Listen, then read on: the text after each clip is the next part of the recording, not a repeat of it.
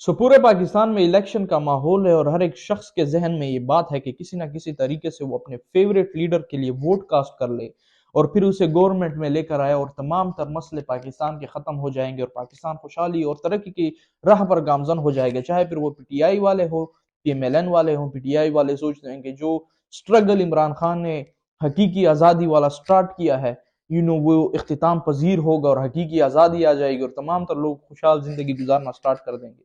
और पीएमएलएन वाले कहते हैं कि अगर हम पावर में आ गए तो जो तरक्की का प्रोसेस हमने स्टार्ट किया हुआ था, जो हमारे दौर में डॉलर्स के रेट थे, वो दोबारा उसी जगह पर आ जाएंगे और महंगाई खत्म हो जाएंगी और लोग बासानी अपनी जिंदगी गुजार सकेंगे।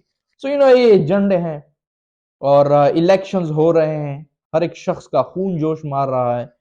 मैं इस पॉइंटलेस इलेक्शन को बिल्कुल भी एक्सेप्ट नहीं करता, बल्कि मैं इसे रिजेक्ट करता हूं। और इसकी एक वजह है, रिगार्डलेस ऑफ द रिजल्ट्स, चाहे फिर रिजल्ट्स इमरान खान के हक में हो या फिर रिजल्ट्स नवाज शरीफ के हक में हो, इसकी एक वजह है और वजह मैं आपको एक्सप्लेन करके बताता हूं इसकी वजह क्या है। बेसिकली इसकी वजह यह है कि हमेशा से पाकिस्तान की 75 साल तारीख में यही होता रहा है, जब इलेक्शन का टाइम आ जाता है तो इस्टेब्लिशमेंट की तरफ से एक पार्टी को जबरदस्त तरीके से सप्रेस किया जाता है और एक पार्टी के लिए कुर्सियां सही की जाती हैं। होता क्या है कि जब रिजल्ट्स आते हैं, अवाम जाहिरी बात है सप्रेस पार्टी को सपोर्ट करती है और इस्टेब्लिशमेंट सपोर्ट करती है कमजोर पार्टी को जिसके पास अवामी ताकत ना हो। कमजोर पार्टी ऊपर आ जाती है। जब कमजोर पार्टी ऊपर आ जाती है और एक गवर्नमेंट बन जाती है, कोइलेटेड वीक गवर्नमेंट बन जाती है, दो चीजें आ जाती हैं। पहली चीज,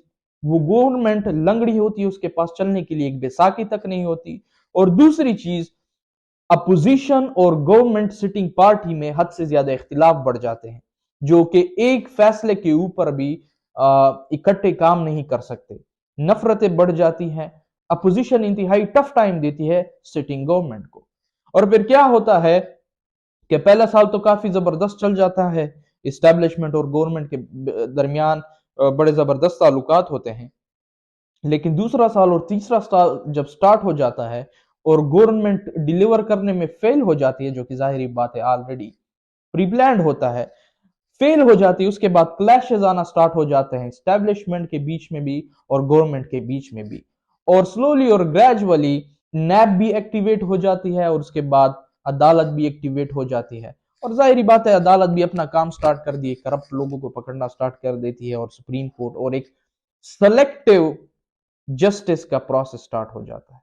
और फिर इलेक्शन का टाइम आता है। फिर इस दफा इस्टेब्लिशमेंट क्या करती है कि पहली मर्तबा जो सप्रेस पार्टी थी उसके लिए कुर्सियां सही करना स्टार्ट कर देती है और जो सिटिंग गवर्नमेंट होती है उसे सप्रेस करना स्टार्ट कर देती है। और सिमिलरली एक साइकिल रिपीट होता है।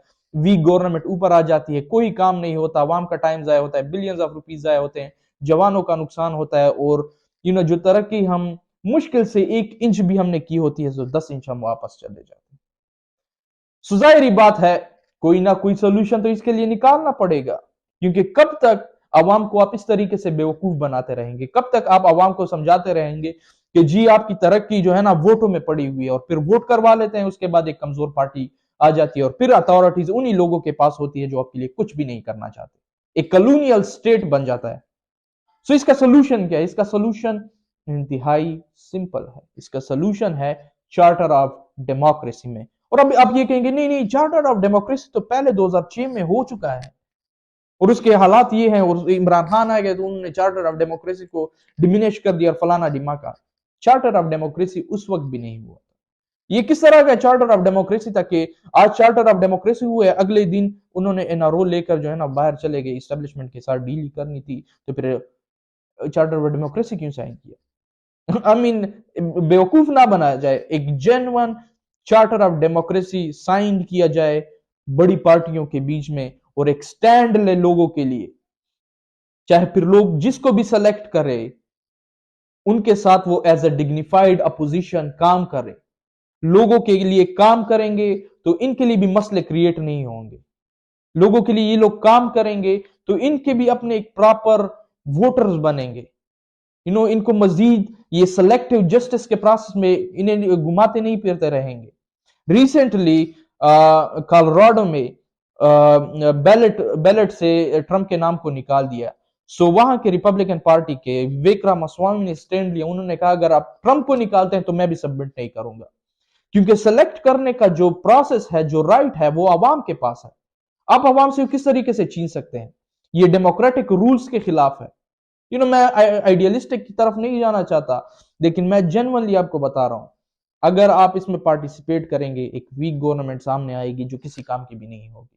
तो इससे बेहतर यह है, और सेलेक्टिव जस्टिस से बचने का बेहतर तरीका यह है कि आपस में मिलकर बैठकर जो भी आपके इख्तलाफात हैं बेशक रखें, हेट करें एक दूसरे को, लेकिन अवाम के लिए एक मरतबा ये स्टैंड ले लें कि मजीद ये ड्रामेबाजियां ना हो, मजीद अवाम के ऊपर ये डिवीजन ना बढ़े।